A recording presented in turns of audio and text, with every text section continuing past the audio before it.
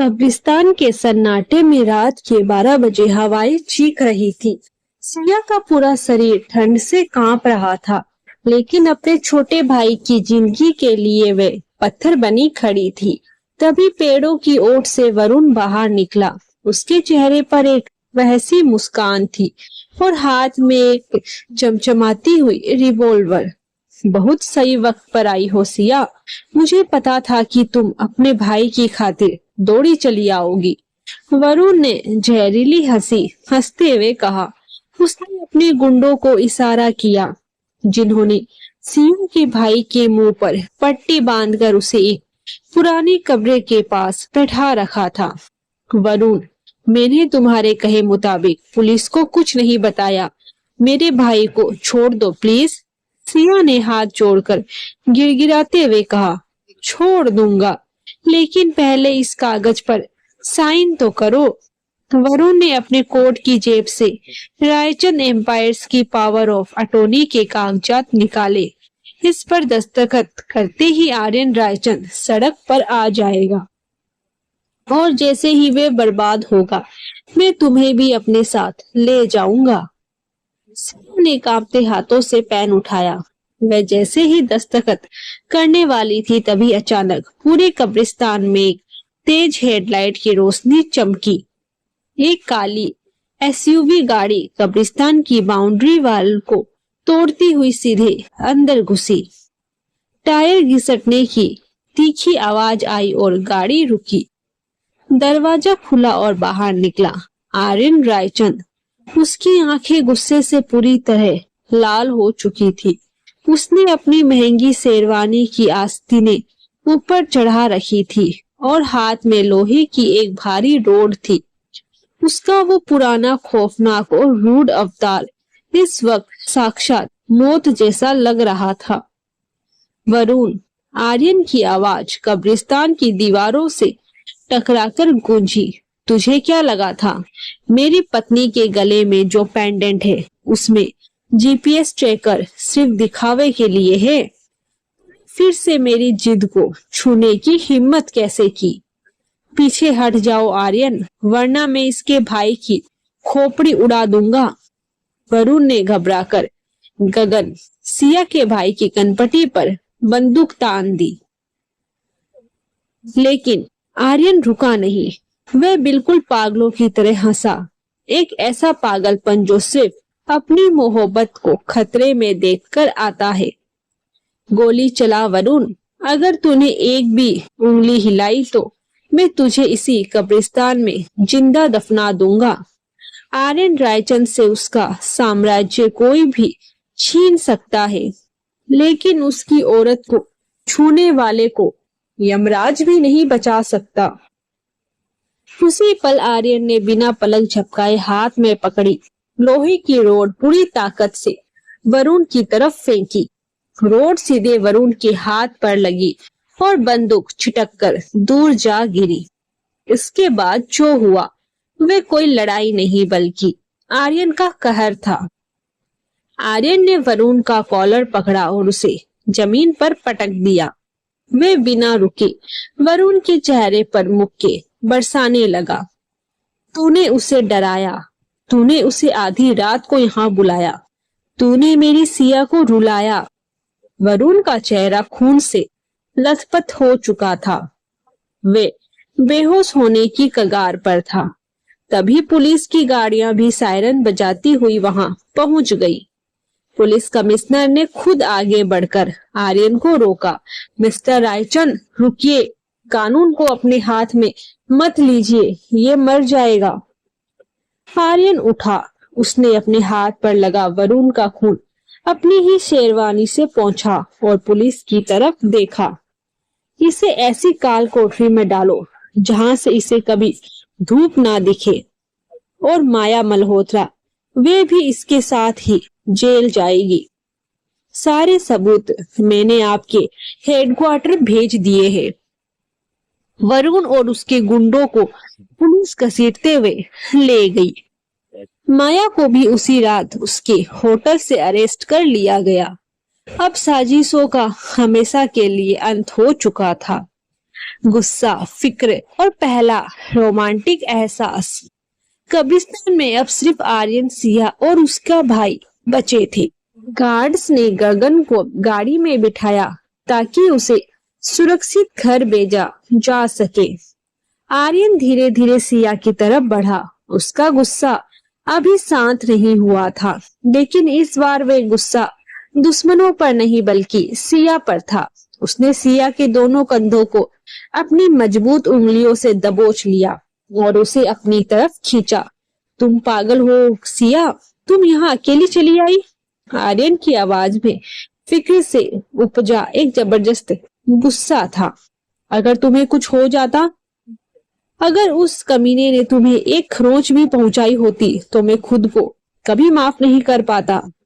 तुम समझती क्यों नहीं हो? तुम अब सिर्फ एक आम लड़की नहीं हो, तुम मेरी जिंदगी हो। सिया ने पहली बार आर्यन की आंखों में गुस्सा नहीं बल्कि उसे खो देने का एक गहरा रूहानी खौफ देखा। वह इंसान जो पूरी दुनिया को अपने जूतों की नोक पर रखता था, इस वक्त एक मामूली सी लड़की के सामने कांप रहा था। सिया के सब्र का बांध टूट गया। उसने बिना कुछ सोचे अपनी बाहें आर्यन के गले में डाल दी और उसके सीने से लिपट गई। वे फुट फुट कर रोने लगी। मुझे माफ कर दीजिए आर्यन, मैं डर गई थी। मुझे लगा मैं भाई को खो दूंगी। मुझे पता था आप आ जाएंगे। मुझे अपनी जान से ज्यादा आप पर भरोसा है। आर्यन का पत्थर जैसा दिल उस एक पल में पूरी तरह पिघल गया। उसकी कड़वाहट गायब हो गई। उसने अपनी भारी बाहें सिया की कमर के इर्द गिर्द कस ली और उसे अपनी छाती से लगा लिया।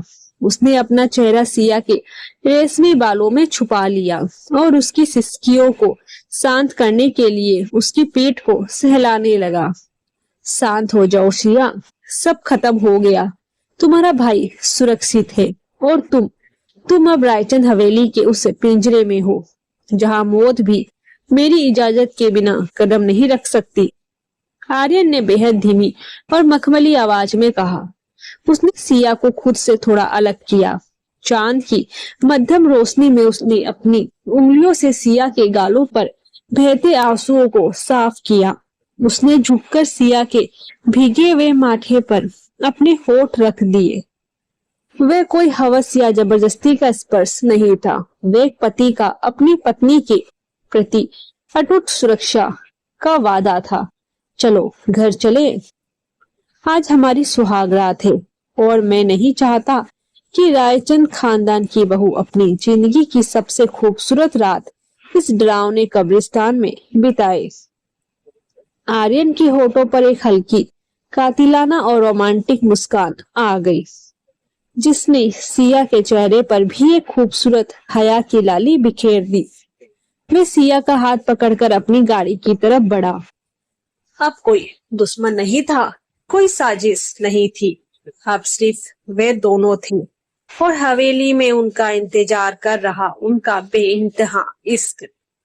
कब्रिस्तान के उस ठंडे सन्नाटे को पीछे छोड़कर अब आर्यन की गाड़ी हवेली के आलीशान दरवाजे पर आकर रुकी तो माहौल पूरी तरह बदल चुका था।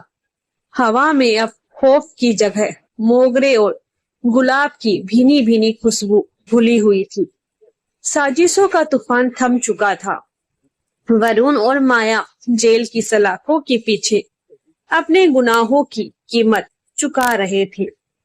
अब वक्त था उस सुहागरात का जो नफरत की शर्तों पर नहीं बल्कि जज्बातों के इकरार पर शुरू होने वाली थी।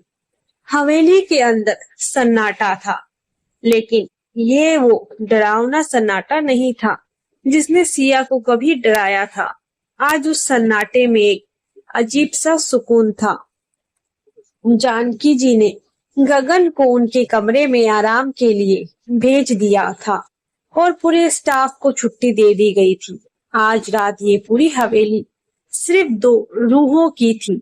आर्यन ने कमरे का भारी नक्शासीदार दरवाजा अंदर से बंद कर दिया।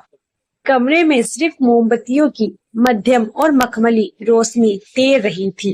पूरा बिस्तर सफेद गुलाब की पंखुड़ियों से सजा था। सिया कमरे के बीचों बीच खड़ी थी।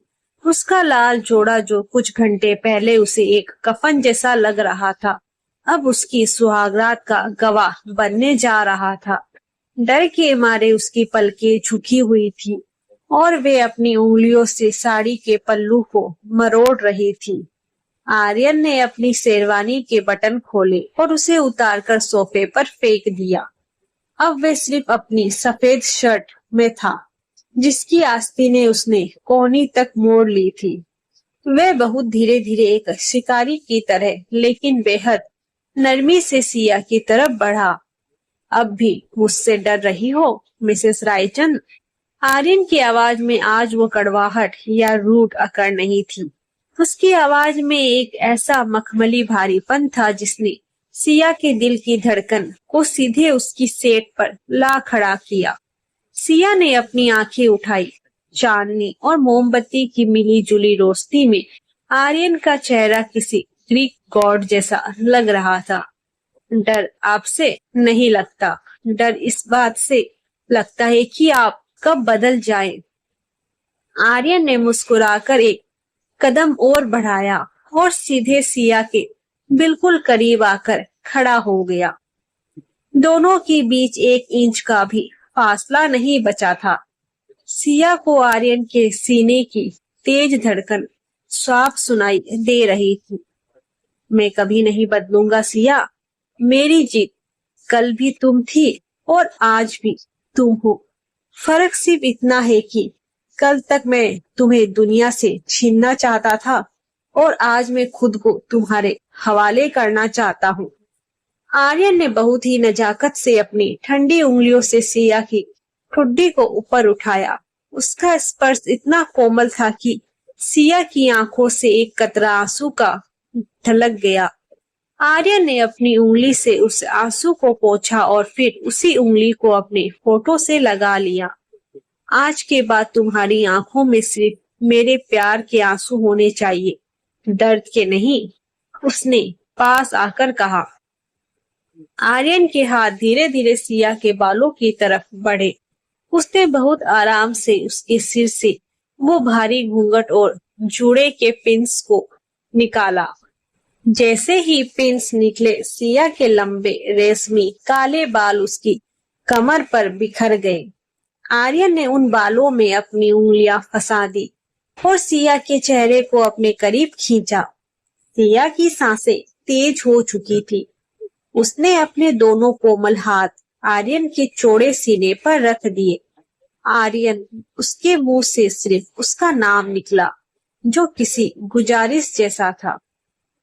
आज सिर्फ महसूस करो सिया, आर्यन ने कहा और धीरे धीरे नीचे झुका। उसके होठ सबसे पहले सिया के माथे पर टिके, जहां उसने अपने नाम का सिंदूर भरा था। वे एक पवित्र इकरार था। फिर उसके होठ सिया के गालों से होते हुए उसकी गर्दन पर जा टिके। आर्यन की गर्म सांसें और उसकी दाढ़ी का हल्का सा खुरदरा एहसास सिया के बदन में बिजली की तरह दौड़ गया। उसने अनचाहे ही आर्यन की शर्ट को अपनी उंगलियों में कसकर खींच लिया और फिर आर्यन ने सिया की आंखों में देखा, जहां सिर्फ और सिर्फ उसके लिए दीवानगी थी। उसने बिना कोई वक्त गमाए अपने होठ सिया के कांपते हुए होठों पर रख दिए। इस चुंबन में कोई रूठ जबरदस्ती नहीं थी, इसमें एक तड़प थी, एक ऐसा संपन्न था जो एक पत्थर दिल इंसान को पूरी तरह पिघला चुका था। सिया ने भी अपनी आंखें बंद कर ली और खुद को पूरी तरह आर्यन के आगोश में सौंप दिया। फासले हमेशा के लिए मिट चुके थे। आर्यन ने सिया को अपनी मजबूत बाहों में उठाया और बहुत ही नजाकत से उसे गुलाब के बिस्तरों पर लेटा दिया। मोमबत्तियां धीरे धीरे पिघल रही थी और कमरे में सिर्फ 2 धड़कनों का संगीत गूंज रहा था। सुबह की पहली सुनहरी किरण जब कमरे में भारी पर्दों को चीरती हुई अंदर दाखिल हुई तो पूरा कमरा एक मखमली रोशनी से नहा गया। बिखरी हुई गुलाब की पंखुड़ियां और मोमबत्तियों के बचे हुए निशान उस खूबसूरत रात की गवाही दे रहे थे जो अभी अभी गुजरी थी। सिया की आंखें खुली। उसने खुद को आर्यन के चौड़े और मजबूत सीने पर पाया। आर्यन की एक भारी बाह सिया की कमर पर कसी हुई थी, जैसे नींद में भी वे उसे खुद से दूर नहीं जाने देना चाहता था।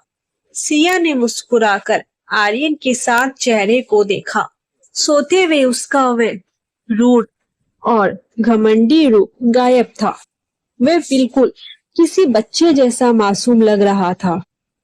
सिया ने बहुत धीरे से आर्यन की बाहों को अपनी कमर से हटाने की कोशिश की ताकि वे उठ सके, लेकिन जैसे ही उसने हरकत की, आर्यन की पकड़ और भी मजबूत हो गई। उसने अपनी आंखें खोले बिना ही सिया को और करीब खींच लिया। इतनी जल्दी दूर जाने की इजाजत मैंने नहीं दी, मिसेस रायचंद। आर्यन की सुबह की भारी और गहरी आवाज सीधे सिया के कानों में मिस्री की तरह घुली। आर्यन, सुबह हो गई है। माँ और बाकी सब जाग गए होंगे। मुझे उठना चाहिए। आज बहू की पहली रसोई है। सिया ने शर्माते हुए उसके सीने पर अपना हाथ रखकर कहा। आर्यन ने अपनी आंखें खोली। उसकी नसीली निगाहों में सिर्फ और सिर्फ सिया का अवसर था। उसने सिया के चेहरे पर आ रही बालों की लट को कान के पीछे किया।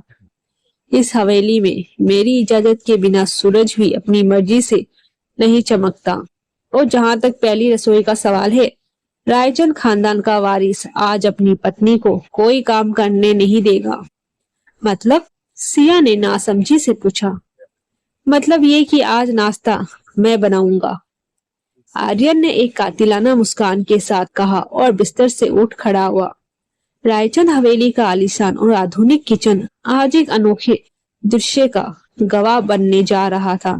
आर्यन रायचंद, जो करोड़ों के डील्स एक मिनट में फाइनल करता था, आज एप्रोन पहने खड़ा था। सिया किचन के काउंटर पर बैठी पैर हिलाते हुए उसे देख रही थी। मिस्टर रायचंद, आपको चाय भी बनानी आती है? सिया ने चिढ़ाते हुए पूछा। तुमने मेरे बिजनेस माइंड को देखा है सिया, मेरी कुकिंग स्किल्स को नहीं। आर्यन ने गर्व से कहा और कॉफी मशीन ऑन की। लेकिन जैसे ही उसने पैन में दूध उबालने के लिए रखा, उसका ध्यान सिया के खूबसूरत चेहरे पर चला गया। सिया हल्की गुलाबी रंग की सूती साड़ी में बेहद प्यारी लग रही थी। आर्यन अपनी सुध-बुध खोकर उसके करीब आया। उसने सिया के दोनों तरफ काउंटर पर हाथ रखकर उसे अपने बीच में घेर लिया। आप नाश्ता बना रहे थे या? सिया की सांसें फिर से अटकने लगी। नाश्ता बनता रहेगा, पहले मुझे अपनी सुबह की खुराक लेने दो। आर्यन ने झुककर सिया के गाल पर एक छोटा और गहरा स्पर्श छोड़ दिया। आर्यन, दूध उबल गया? सिया ने घबराकर कहा। आर्यन ने तुरंत पीछे मुड़कर गैस बंद की, लेकिन तब तक थोड़ा दूध बाहर गिर चुका था। ये देखकर सिया जोर जोर से हंसने लगी। आर्यन ने चिढ़कर थोड़ा सा सूखा आटा अपने हाथ में लिया और सीधे सिया के नाक पर लगा दिया। अब हंसो, आर्यन ने शरारत से कहा। सिया ने भी हार नहीं मानी। उसने काउंटर पर रखा पानी का कटोरा लिया और आर्यन के चेहरे पर कुछ बूंदें छिड़क दी। दोनों पूरे किचन में बच्चों की तरह एक दूसरे के पीछे भागने लगे। जो किचन कभी सिर्फ सन्नाटे से भरा रहता था, आज वे खिलखिलाहट और बेइंतहा मोहब्बत की गूंज से भर गया था। तभी जानकी माँ किचन के दरवाजे पर आकर खड़ी हो गई। आर्यन और सिया को इस तरह हंसते खेलते देखकर उनकी आंखों में खुशी के आंसू आ गए। उन्होंने खांसने का नाटक किया, जिससे दोनों तुरंत सीधे खड़े हो गए। सिया ने शर्माकर अपना सिर झुका लिया। लगता है मैं गलत वक्त पर आ गई, जानकी जी ने कहा। वैसे आर्यन, तुम्हारे लिए कोरियर से कुछ आया है। आर्यन ने एप्रन उतारा और पैकेट खोला। उसके अंदर 2 एयर टिकट्स थे, पेरिस के। आर्यन ने टिकट सिया की तरफ बढ़ाए। पैकिंग शुरू कर दो सिया, पिछले कुछ महीनों में हमने सिर्फ दर्द और साजिशें देखी है। अब मैं तुम्हें इस दुनिया से दूर एक ऐसी जगह ले जाना चाहता हूँ जहाँ सिर्फ तुम हो, मैं हूँ और हमारा प्यार। सिया ने टिकट्स देखे और फिर आर्यन की तरफ। उसकी आंखों में इस नए सफर के लिए ढेर सारे सपने तैर गए। पेरिस का आसमान आज हल्की गुलाबी और सुनहरे रंगों से सजा था। एफिल टावर की रोशनी दूर से ही जगमगा रही थी, मानो रायचंद खानदान के इस नए जोड़े का स्वागत कर रही हो। शहर के सबसे महंगे और आलीशान होटल के पेंट हाउस स्वीट की बालकनी से ठंडी हवाएं आ रही थी, जो कमरे के सिल्क के पर्दों को धीरे धीरे हिला रही थी। लंबे सफर की थकान के बाद सिया ने अभी अभी शावर लिया था। वे सफेद रंग की रेशमी बाथरूम में बालकनी के पास खड़ी पेरिस की खूबसूरत रातों को निहार रही थी। उसके गीले बाल उसकी पीठ पर बिखरे थे, जिनसे पानी की बूंदें टपक कर फर्श को छू रही थी। तभी पीछे से दो मजबूत बाहें उसकी कमर के गिर्द कस गई। आर्यन ने उसे पीछे से अपनी आगोश में ले लिया था। वे ब्लैक ट्राउजर और आधी खुली हुई शर्ट में था। उसने अपनी ठुड्डी सिया के मखमली कंधों पर टिका दी। खूबसूरत है ना? सिया ने सामने जगमगाते एफिल टावर की तरफ इशारा करते हुए धीमी आवाज में कहा, हाँ, बहुत खूबसूरत है, लेकिन इस टावर से कई ज्यादा वो इंसान हसीन है जो इस वक्त मेरी बाहों में है। आर्यन की सुबह जैसी गहरी और मर्दाना आवाज सीधे सिया के कानों को छूकर गुजरी। सिया ने शर्माकर अपना चेहरा थोड़ा छुपाना चाहा, पर आर्यन ने उसे अपनी तरफ घुमा लिया। उसकी आंखों में इस वक्त कोई रूड अकड़ नहीं थी, बल्कि पेरिस की उस ठंडी रात में एक दहकती हुई दीवानगी थी। आर्यन, कोई देख लेगा, सिया ने होटल की खुली खिड़की की तरफ देखते हुए कहा। पेंट हाउस की इस ऊंचाई पर हमारे और इन सितारों के अलावा कोई नहीं है मिसेस रायचंद, आर्यन ने शरारत से मुस्कुराते हुए कहा। उसने अपनी उंगलियों से सिया के भीगे बालों को समेटा और उसकी गर्दन पर अपने होठ रख दिए। उसका स्पर्श इतना जुनूनी था कि सिया के मुंह से एक हल्की सी आह निकल गई। उसने आर्यन के कंधों को कसकर पकड़ लिया। आर्यन ने उसे और करीब खींचते हुए उसके बाथरोब की डोरी को धीरे से ढीला किया। मैंने कहा था ना सिया, तुम मेरी वो जीत हो जिसे मैं हर पल हर सांस के साथ जीतना चाहता हूँ, उसने धीरे से कहा और सिया को अपनी बाहों में उठाकर सीधे आलीशान किंग साइज बेड की तरफ बढ़ गया। अगली सुबह आर्यन पूरी तरह से एक रोमांटिक पति के मूड में था। कोई बिजनेस सूट नहीं, कोई सिक्योरिटी गार्ड्स पीछे नहीं। वे व्हाइट शर्ट और डेनिम में बिल्कुल किसी कॉलेज बॉय जैसा लग रहा था, जबकि सिया ने पीले रंग की फ्लोरल वन पीस ड्रेस पहनी थी। दोनों पेरिस की गलियों में हाथ डाले घूम रहे थे। आर्यन ने खुद सड़क के किनारे एक छोटे से कैफे से सिया के लिए क्रोशन और हॉट चॉकलेट खरीदी। मिस्टर रायचंद, अगर इंडिया की मीडिया ने आपको इस तरह सड़क पर घूमते और फ्रेंच कॉफी के कप पकड़ते देख लिया तो कल की हेडलाइन बदल जाएगी। सिया ने हंसते हुए उसकी शॉर्ट का कॉलर ठीक किया। उन्हें देखने दो, पूरी दुनिया को पता होना चाहिए कि आर्यन रायचंद अब आजाद नहीं है। उसकी डोर एक बेहद खूबसूरत लड़की के हाथ में है। आर्यन ने सरेआम सड़क के बीचों बीच सिया की कमर में हाथ डालकर उसे अपनी तरफ खींचा और उसके गालों पर एक जोरदार किस कर लिया। आसपास से गुजर रहे फ्रेंच लोग उन्हें देखकर मुस्कुराने लगे और खूबसूरत कहने लगे। शाम के वक्त दोनों सीन नदी के किनारे एक क्रूज पर बैठे थे। ढलता हुआ सूरज पानी पर सोने जैसी चमक बिखेर रहा था। आर्यन सिया की गोद में सिर रखकर लेटा हुआ था और सिया उसकी जुल्फों से खेल रही थी। कुछ मखमल सा लग रहा था। तभी आर्यन के फोन पर एक इंटरनेशनल नंबर से कॉल आई। आर्यन ने चिढ़कर फोन उठाया। मैंने कहा था मुझे डिस्टर्ब मत करना, लेकिन दूसरी तरफ से जो आवाज आई उसे सुनकर आर्यन का शरीर एक पल के लिए कड़ा हो गया। उसके चेहरे की वो रोमांटिक नरमी अचानक गायब हो गई और आंखों में एक पुराना दबा हुआ सन्नाटा छा गया। आर्यन, तुमने सोचा था कि तुम पेरिस आकर मुझसे छुप जाओगे? मैं तुम्हारी इस नई जिद से मिलने बहुत जल्द आ रही हूँ। एक औरत की तीखी और आत्मविश्वास से भरी आवाज गूंजी। आर्यन ने बिना कुछ बोले फोन काट दिया और उसका हाथ अनचाहे ही सिया के हाथ पर और कस गया, जैसे वह डर रहा हो कि कोई उसकी इस खुशियों की दुनिया को फिर से उजाड़ने आ रहा है।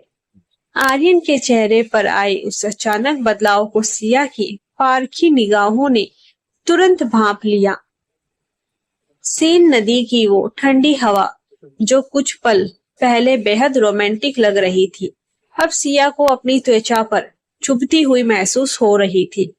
आर्यन उठकर खड़ा हो गया और उसने फोन को अपनी जेब में डाल लिया, पर उसकी मुट्ठियां कसी हुई थी। आर्यन, किसका फोन था? सिया ने क्रूज की रेलिंग का सहारा लेते हुए पूछा। उसकी आवाज में एक अनजाना डर था। आर्यन ने अपनी आंखें बंद की और एक गहरी सांस ली। जब उसने दोबारा सिया की तरफ देखा तो उसने अपने चेहरे पर एक नकली मुस्कान ओढ़ने की कोशिश की, वही पॉजिटिव और सुरक्षात्मक मुखौटा। उसने आगे बढ़कर सिया के दोनों हाथ थाम लिए। कोई नहीं सिया, बस इंडिया से एक पुराना बिजनेस क्लाइंट था। मैंने कह दिया है कि मैं अभी अपनी पत्नी के साथ हूँ, तो मुझे परेशान ना करे। झूठ। सिया ने सीधे उसकी आंखों में देखा। बिजनेस क्लाइंट की बात सुनकर आपका चेहरा इस तरह पत्थर जैसा नहीं होता। आर्यन, आपने मुझसे वादा किया था कि अब हमारे बीच कोई राज नहीं रहेगा। आर्यन ने सिया को अपनी तरफ खींचा और उसे अपने सीने से लगा लिया।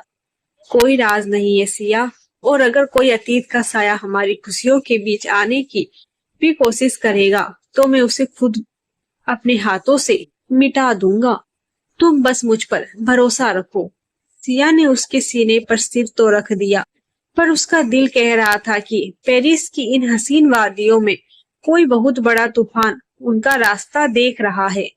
रात को आर्यन सिया को पेरिस के एक बेहद आलीशान विंटेज थीम वाले रेस्टोरेंट में ले गया। पूरा रेस्टोरेंट सिर्फ उन दोनों के लिए बुक था। चारों तरफ वायलिन की मधुर धुन गूंज रही थी। आर्यन ने ब्लैक टैक्सीडो पहना था और सिया ने रात के आसमान जैसी गहरे नीले रंग की इवनिंग गाउन। आर्यन ने सिया का हाथ थामकर उसे डांस फ्लोर पर खींचा। मध्यम रोशनी में दोनों एक दूसरे की बाहों में खोए हुए थे। आर्यन का हाथ सिया की नंगी पीठ पर था और उसका हर स्पर्श सिया के भीतर एक अजीब सी सिहरन जगा रहा था। मिस्टर रायचंद, आज आपका रोमांस कुछ ज्यादा ही जुनूनी नहीं लग रहा? सिया ने मुस्कुराते हुए उसके कोट के कॉलर को छुआ। जब पास इतनी खूबसूरत पत्नी हो तो जुनून पर काबू पाना नामुमकिन होता है। आर्यन ने झुककर सिया के कानों के पास कहा। दोनों इस रोमांटिक पल में डूबे ही थे कि तभी रेस्टोरेंट के बड़े कांच के दरवाजे से एक ऊंची हिल्स की खनक सुनाई दी। वायलिन की धुन अचानक रुक गई। ओह गॉड! आर्यन रायचंद सच में किसी के प्यार में इस कदर गिर सकता है? मुझे अपनी आंखों पर यकीन नहीं हो रहा। एक तीखी आत्मविश्वास से भरी और बेहद मॉडर्न आवाज पूरे हॉल में गूंजी। आर्यन का शरीर एक पल में सख्त हो गया। उसने सिया को अपने पीछे किया और घूमकर देखा। सामने लाल रंग की बोल्ड ड्रेस में एक बेहद खूबसूरत लड़की खड़ी थी। उसकी आंखों में एक अजीब सा घमंड था। ये नताशा थी, आर्यन की एक्स फियोंसी और रायचंद एम्पायर्स की पुरानी लीगल एडवाइजर, जिसे जिसे जिसे आर्यन ने अपनी जिंदगी से सालों पहले बेदखल कर दिया था। नताशा, तुम्हारी हिम्मत कैसे हुई यहाँ आने की? आर्यन की आवाज में वही पुराना खौफनाक रूठ लहजा वापस आ गया था। नताशा हंसते हुए आगे बढ़ी और उसकी नजर सीधे सिया पर पड़ी। तो ये है वो मिडिल क्लास लड़की जिसके लिए तुमने पेरिस में पूरा रेस्टोरेंट बुक कर लिया। सुना है अनाथालय की कोई पुरानी कहानी भी जुड़ी है इससे। जबान संभाल कर नताशा, आर्यन दहाड़ा। उसने टेबल पर रखा वाइन का ग्लास जोर से फर्श पर दे मारा, जिससे कांच के टुकड़े चारों तरफ बिखर गए। अगर तुमने सिया के बारे में एक भी अपशब्द कहा तो मैं भूल जाऊंगा कि तुम एक औरत हो। सिया ने घबराकर आर्यन का हाथ पकड़ लिया। मैं देख सकती थी कि आर्यन का गुस्सा इस वक्त 7वें आसमान पर था, पर उस गुस्से के पीछे एक ऐसा डर भी था जो उसने पहले कभी नहीं देखा था। नताशा ने सिया की तरफ देखकर एक सातिर मुस्कान दी। सिया, राइट, तुम्हें क्या लगता है आर्यन तुमसे प्यार करता है? रायचंद खानदान के मर्दों का इतिहास नहीं पता तुम्हें? आर्यन ने तुमसे शादी सिर्फ इसलिए की है ताकि वे अपने पिता की उस वसीयत की एक और गुप्त शर्त को पूरा कर सके, जिसके बारे में उसने तुम्हें कभी नहीं बताया। ये बिजनेस है डार्लिंग, प्यार नहीं। सिया के पैरों तले जमीन खिसक गई। उसने चौंक कर आर्यन की तरफ देखा, जिसके चेहरे का रंग पूरी तरह उड़ चुका था। क्या सिया पेरिस छोड़कर इंडिया वापस लौट जाएगी? ये देखने के लिए, सुनने के लिए मिलते हैं अगले भाग में। तब तक के लिए राधे राधे।